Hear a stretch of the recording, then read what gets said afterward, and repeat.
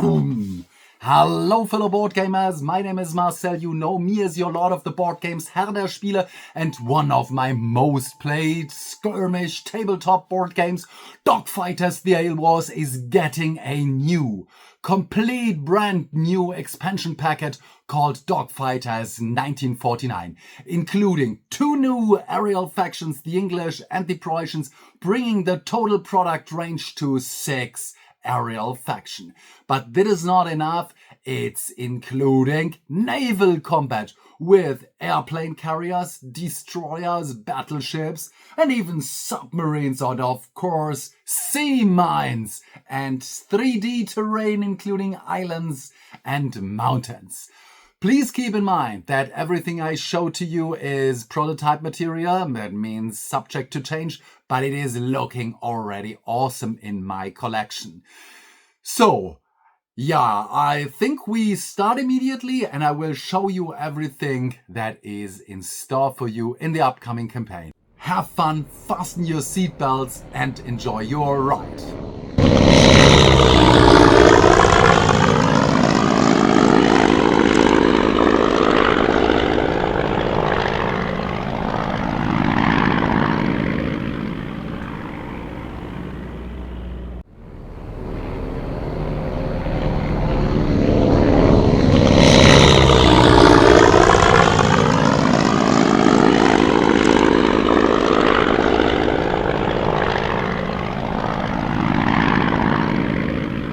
So after this nice little overview, we are finally here on the board and you see a little spot of the huge map. Talking about the map, this is of course no sea map, it's a desert map which I'm using because there is no sea map yet available. And I will talk about all the modules that are available and that we saw in our short overview.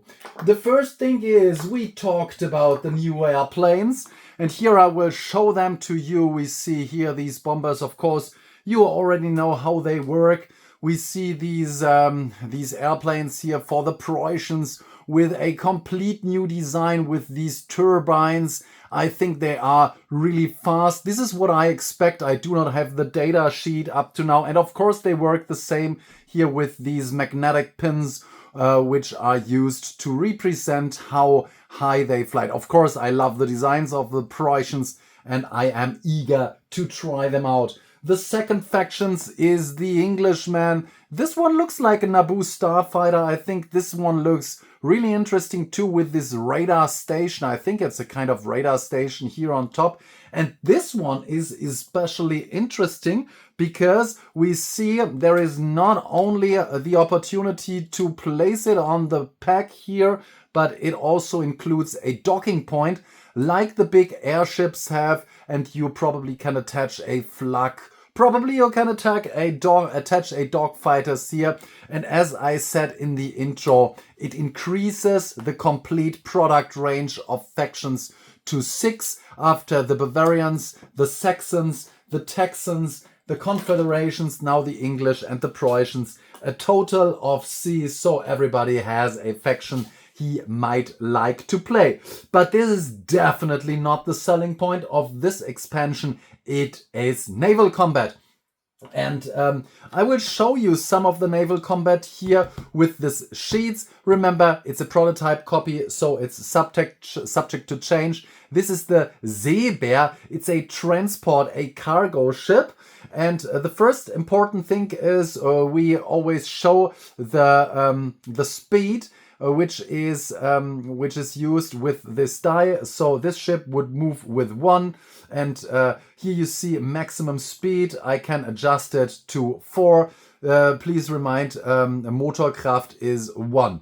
And every time we do a we do change the direction. This works with this movement table. We already know that. Agility here low. Every time we do a turn, we have to take a look at the first hex, and we will turn here. And now 1, 2, 3, 4. This is how we use the ship movement. So remember, it's always the first hex. where we turn our ships and then we move it like we did with the warplanes.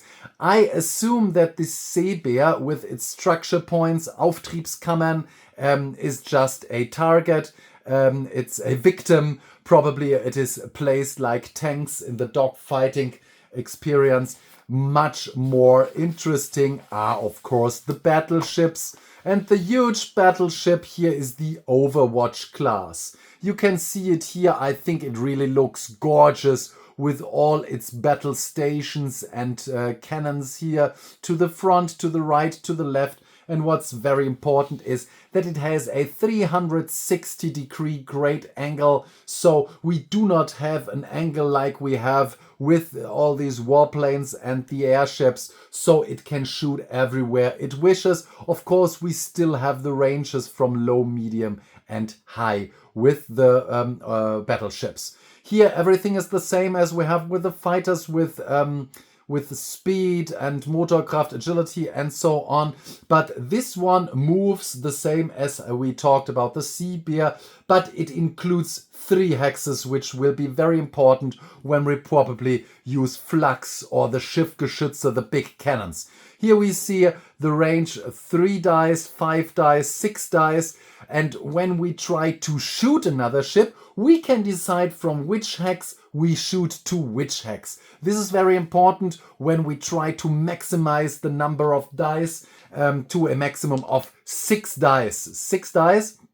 And then we would definitely use the same situation as we have in dogfighters. So green ships need a 6 for green, blue, yellow and red ships. But there is one special rule. If we shoot to the broadside of a ship, then we get a reduction from -1. So this ship would use, let me count, 1, 2, 3, 4, 5, 6. So it's medium range, it's 5 dice.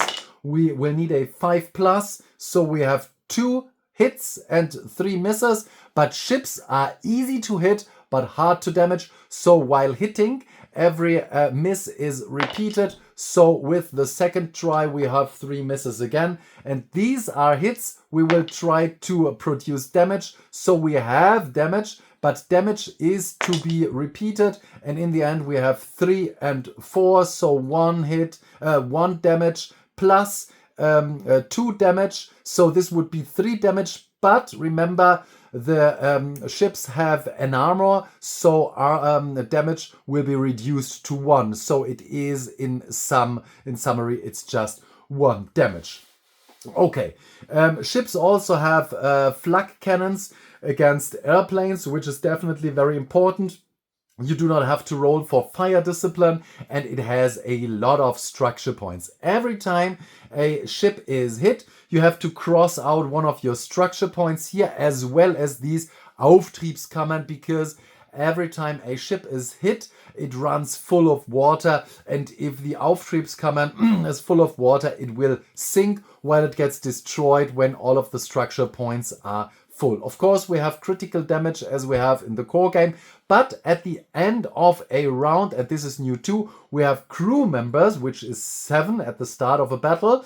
And after we used our battle stations and the flags, probably we used all 5 of them, we have 2 left to try to repair our ship, which would need a 5+. 1 is not enough, and for every success we can regain a structure point or an Auftriebskammer and so on. Okay, and this is of course the Goliath on the sea, a huge, enormous battleship. Let's see what other kind of ships we have. We have of course these destroyers, smaller, just 2 hexes, and they are used mainly for, I say, the submarine hunt. But of course you can use a torpedo variant of this ship too. Then it is not called Tommy class, it is how is it called? I don't know. You already have the same ship model with torpedo, but let's now talk about the submarine hunter. So this one is smaller, you know, these values here to the left. It has the cannons, but not that strong cannons as the battleship. It has flak, but this one is very important. It has sonar and sea eagles. It's a kind of sea mines that it can drop. So how does it work? The ship, of course, moves like the big one too. We always take the first spot of the ship here to use our turn. So if it has high mobility movement table, it would turn here. So 1, 2, 3, and every hex it crosses, it can use its sonar, so it can check if under the ship is a submarine, and if there is a submarine, it can launch these Sea Eagles. It also can drop the Sea Eagles to an adjacent field if it uses its sonar to an adjacent field and not to the fields it is crossing. If you throw a Sea Eagle to a field where a submarine is located, you use 3 dice, check against a 5. So this is a 5. Attacking submarines, there you have no easy to hit targets, so no reroll, but of course we have to check for damage. And this would be a 6, which would cause 3 structural damage for a submarine. So this is the perfect submarine hunter. Let's now talk about my most famous ship, which is of course the submarine, which just takes 1 spot. All of this information you already saw is here. You see structure points, Auftriebskammern, I already explained. You have to always look that your boat doesn't sink. We have the structural points. And of course it can just go on the surface of the ocean like every other ship. Then of course we can use the flak and we can use torpedoes or anti-ship rockets. But of course the master discipline of a submarine is to submerge. If we want to submerge, we just count up to 3 spaces from our current location, which of course we can reach with our high movement table, which would be 1, 2, 3 or 1, 2, 3. And we now place these decoy tokens. But to be correct, this is not a decoy token, this is a decoy token, but on the rear side you see our opponent will never know which is the correct one. And probably we will place this here and this here. And from now on, our opponent here with this Tommy class destroyer does not know where we are. He will probably attack this one, which will not matter as this is the right U-boat, the right submarine. And in the next movement phase, in the upcoming round, we can use these decoy tokens to move, and while we move we can place another token. So just assume that this one would be destroyed, this one here could move. In the submerged stage we just move 2 hexes, we can ignore everything else. Of course the model has to be replaced by these decoy tokens, and when we go to the attack phase we can launch these torpedoes. And torpedoes of course will be launched in front of our submarine, and if we launch torpedoes then our enemy gets to know that this is the decoy marker, this is the correct marker. And in the upcoming round, so after we launch the torpedoes will run for 2 spaces if they are normal ones, or 3 if they are fast torpedoes. So fast torpedoes do less damage, these ones do more damage, and after the first movement they are here flipped, and you see that in the round after the first movement of the torpedoes they always move before any other ship and before all of the planes. This one will move to the left and this one move straight forward. So you can kind of program the torpedoes, which is a lot of fun. So this is the submarine. And now we go to the very big baddies here. And let's start with these enormous airplane carrier. It's probably the English one. And you see, like the battleship, it takes 3 of these hexes. It has armor, heavy flak and the heavy cannons. And it has spaces for 6 airplane points. So airplanes do have certain points. The little hunters here, the Falkers, they can be stored there. We can even land there with advanced warfighters, and we will talk about these special bombers, the Mondgans, which can all land here, and if they land on these carrier, they are resupplied and they are repaired, which is very, very important in battle. This was not able in the core game. Of course, we had these great docks, these airships, but it was very very hard to land there. This one is much more easy, and it has of course crew points where it can repair, and it has of course heavy cannon. So it's it's kind of a battle cruiser with airship support. And even more fun is these Tokuten U-boat submarine carrier. Also assume here he has 3 of these hexes, and of course it has flak again, and it can launch torpedoes, which is very nice. And of course it can carry airplanes too, but less airplanes. But this one is special as it can submerge too, like I showed you in the beginning with the Luna submarine. It can submerge and then move unseen to where you want it, and then emerge and function as a mobile airfield. Very, very nice, the Tokuten. And the last new thing is, of course, the Mondgans, which is a sea landing bomber. This is the only bomber which can land on a carrier. You see it has 2 states here of the wings. One here in the white direction and one here with the closed direction. Then it does have a different movement speed, which is seen here, and of course the minimum speed is different too. And this one is special as it does not have machine guns or cannons, but it can just load rockets. And we talked about the sea mines, Seeigel. It can carry 2 of them. Normally it does consume 2 spots. Here, this one can store 2 of them. And it can go over the sea, and like the destroyer, it can drop these sea mines, Seeigel, to hunt for submarines. So these are the new naval combat things, but we are still not finished. We see there is an improvement to the big airships, which were very heavy, as you see, and they were kind of dropping here, but you see that it has a new magnetism here, very heavy, with these glued metal piece there and the stands here, and we can attach it here. And now we have a solution for our huge airships, which will not drop off easily.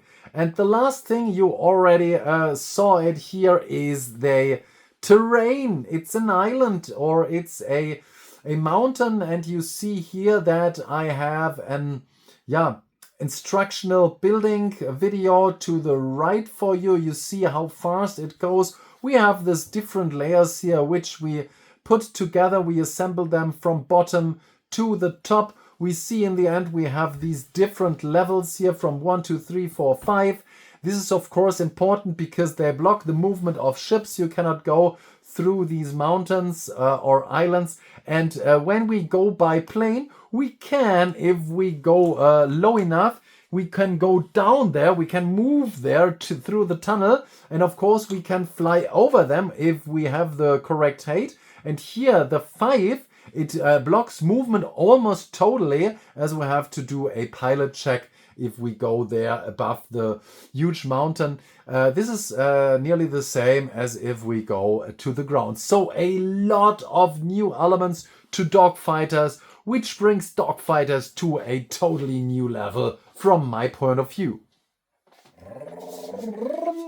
So this was my introduction to all the new upcoming Dogfighters 1949 content, and it is huge.